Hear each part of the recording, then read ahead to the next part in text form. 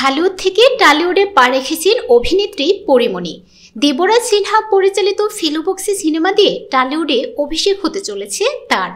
আগামী বছর 17 জানুয়ারি মুক্তি পাচ্ছে এই ছবিটি। আর তার বিপরীতে আছেন সোহম চক্রবর্তী।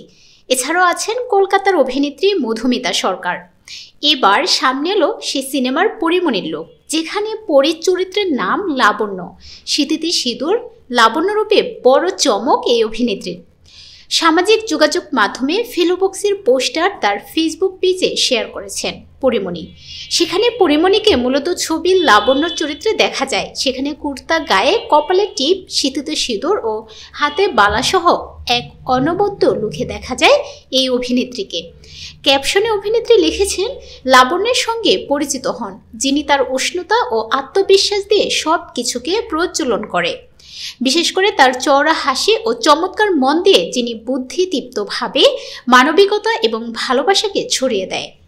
পরীমণির এমন লুক দেখে তার ভক্তরা ভীষণ খুশি। সেটি পোস্টের নিচে ভক্তদের করা মন্তব্য দেখেই বোঝা যাচ্ছে। এক ভক্ত লিখেছেন, শুভকামনা রইল, অপেক্ষায় আছি।